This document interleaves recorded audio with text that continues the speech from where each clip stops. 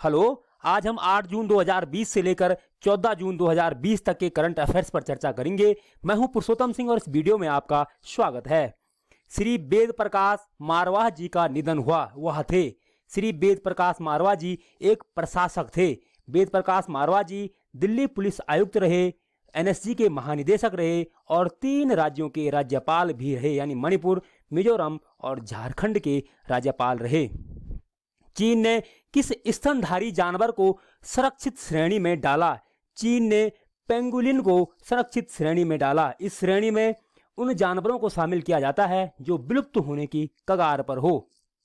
चीन की राजधानी है बीजिंग, राष्ट्रपति हैं शी जिनपिंग, करेंसी है रेन मिन्वी और चाइना ने हाल ही में डिजिटल करेंसी भी लॉन्च की जो है DCEP यानी डिजिटल करेंसी इलेक्ट्रॉनिक पेमेंट।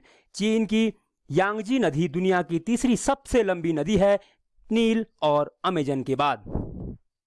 गीत वंदे उत्कल जननी को उड़ीसा ने राज्य गीत का दर्जा दिया। यह गीत किसके द्वारा लिखा गया? यह गीत श्री लक्ष्मीकांत महापात्र जी द्वारा लिखा गया। यह गीत 110 साल पहले लिखा गया था। उड़ीसा की राजधानी है भुवनेश्वर, सीएम है नवीन पटनायक और यहाँ के राज्यपाल हैं गणेशी लाल। उड़ीसा में कोणार्क सूर्य मंदिर स्थित है। उड़ीसा में सिमलीपाल नेशनल पार्क और भीतरकनिका नेशनल पार्क भी स्थित है। उड़ीसा और वेस्ट बंगाल में अभी अम्फान तूफान ने भी काफ़ी तबाही मचाई थी। UNADAP के goodwill ambassador to the poor कौन बने? ये एम नेत्रा UNADAP के goodwill ambassador to the poor बने। एम नेत्रा एक सलून वाले की बेटी हैं। ये मदुरई तमिलनाडु से हैं और इनकी उम्र 13 साल है। इनकी शिक्षा के लिए बचाए गए 5 लाख रुपए को इन्होंने कोविड-19 में लोगों की जान बचाने के लिए खर्च किया। UNADAP United Nation Association for Development and Peace. Asian Football Confederation महिला एशिया कप 2020 को आयोजित किया जाएगा। यह भारत में आयोजित होगा। इंडिया दूसरी बार होस्ट करेगा और पहली बार इंडिया में 1979 में यह खेल हुआ था। Safe online learning in the time of covid booklet launch की। यह बुकलेट हमारे HRD मिनिस्टर रमेश पोखरियाल निशंक जी ने लॉन्च की।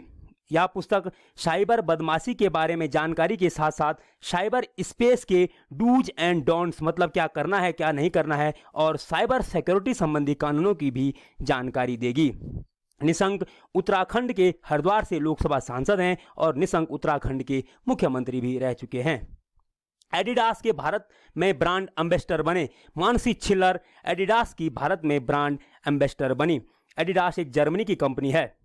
मानसी छिल्लर एक एक्ट्रेस हैं और 2017 में यह मिस वर्ल्ड रह चुकी हैं और इनका जन्म रोहतक हरियाणा में हुआ। आई कमिट पहल की शुरुआत की। यह RK सिंह जी ने आई कमिट पहल की शुरुआत की। RK Singh ji renewable energy ministry of power and new and renewable energy minister हैं। आई कमिट पहल रिन्यूएबल एनर्जी इफिशिएंसी और सस्टेनेबिलिटी से भविष्य में मजबूत ऊर्जा दक्षता प्राप्त करने के लिए ये पहल लॉन्च की गई। पर्यावरण प्रदर्शन सूचकांक 2020 में शीर्ष पर रहा। डेनमार्क पर्यावरण प्रदूषण सूचकांक 2020 में शीर्ष पर रहा। यह सूचकांक येल यूनिवर्सिटी, कोलंबिया यूनिवर्सिटी के साथ वर्ल्ड इकोनॉमिक फोरम एवं यूरोपियन यूनियन के ज्वाइंट रिसर्च सेंटर द्वारा तैयार किया गया। इसमें भारत की रैंकिंग 168 रही, जबकि कुल देश इसमें 180 शामिल थे। पहली बार यह रैंकिंग 2002 में जारी की गई। वायुसेना द्वारा जारी किया गया अर्पित क्या है? वायुसेना द्वारा जारी किया गया अर्पित ऊंचाई वाले स्थानों से मरीजों को निकालने के लिए ये अर्पित शुरू किया गया। रिचर्ड डॉक्सिन पुरस्कार जीतने वाले भारतीय बने, ये जावेद अख्तर जी बने। EY entrepreneur of the year 2020 award मिला। या किरण मजूमदार शाह को EY entrepreneur of the year 2020 award मिला।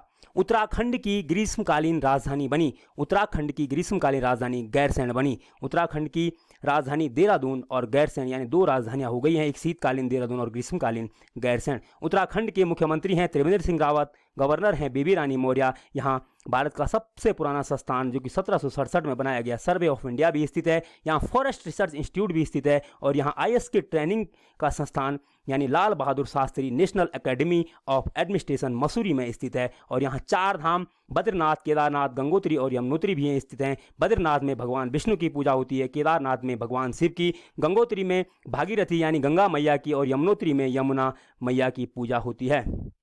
यहाँ हाल ही में नितिन जयराम गडकरी जी द्वारा वीडियो कॉन्फ्रेंसिंग के चंबा सुरंग का भी उद्घाटन किया गया, जो कि 4 धाम हाईवे प्रोजेक्ट या ऑल वेदर प्रोजेक्ट पर, ऑल वेदर रोड पर बन रही है।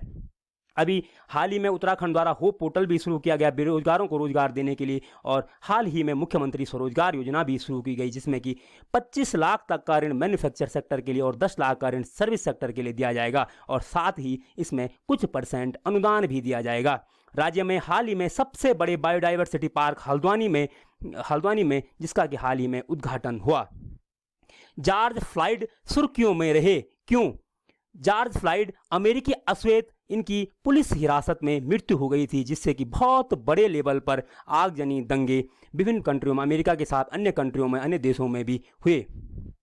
इंटरनेशनल फैक्ट चेकिंग नेटवर्क यानी IFCN fact checking WhatsApp chatbot को हिंदी में लॉन्च किया। यह किससे संबंधित है? यह सोशल मीडिया पर फर्जी पोस्ट की सत्यता जानने, जिससे कि उन्हें रोका जा सके, से संबंधित है। नेशनल इंस्टीट्यूट रैंकिंग फ्रेमवर्क यानी NIRF द्वारा जारी उच्च शिक्षण संस्थाओं की रैंकिंग में पहले स्थान पर IIT मद्रास रहा, दूसरे स्थान पर IISc बेंगलुरु और तीसरे पे IIT दिल्ली रहा। विश्वविद्यालयों की रैंकिंग में पहले स्थान पर IISc बेंगलुरु और दूसरे नंबर पर JNU और तीसरे नंबर पर BHU रहा। इस रैंकिंग का आधार होता है शिक्षक, शिक्षण और संसाधन, अनुसंधान और व्यावसायिक अभ्यास, स्नातक परिणाम, धारणा, पहुंच और विशिष्टता। इसमें उत्तराखंड का केवल एक मात्र संस्थान टॉप 100 में शामिल रहा, यह था graphic era deemed university. QS world ranking में पहले स्थान पर रही। QS वर्ल्ड यूनिवर्सिटी रैंकिंग में MIT यानी मैसाचुसेट्स इंस्टीट्यूट ऑफ टेक्नोलॉजी पहले स्थान पर रही। इसमें भारत का नंबर 172वें स्थान पर IIT बंबई रहा। महासागर में गहरे बिंदु तक पहुंचने वाली पहली महिला बनी। ये कैथी सुलीवन जी महासागर में सबसे गहरे बिंदु पर पहुंचने वाली पहली महिला बनी। खाद्य सुरक्षा सूचकांक में किस राज्य ने टॉप किया? गुजरात ने खाद्य सुरक्षा सूचकांक में टॉप किया। साथ ही दूसरे नंबर पर तमिलनाडु और तीसरे नंबर पर महाराष्ट्र। यह सूचकांक FSSAI यानी FSSAI यानी food safety and standard authority of India द्वारा जारी किया गया। FSSAI का हेडक्वार्टर है न्यू दिल्ली में और यह ministry of health and family welfare के अंडर आती है, और ministry of health and family welfare के मिनिस्टर हैं हर्षवर्धन, जो कि हर्षवर्धन जी हाल ही में WHO यानी वर्ल्ड हेल्थ ऑर्गेनाइजेशन की एग्जीक्यूटिव बोर्ड के चेयरमैन भी बने। Lockdown liaison living and other stories book लिखी। यह बुक शोभा डे जी द्वारा लिखी गई। विश्व खाद्य पुरस्कार 2020 से सम्मानित हुए। रतन लाल जी विश्व खाद्य पुरस्कार 2020 से सम्मानित हुए। रतन लाल एक सॉइल साइंस यानी एक मिट्टी वैज्ञानिक हैं, और यह prize World Food Prize Foundation द्वारा दिया जाता है, और यह World Food Prize Foundation USA में स्थित है, और इसके चेयरमैन बारबरा स्टिंगसन हैं।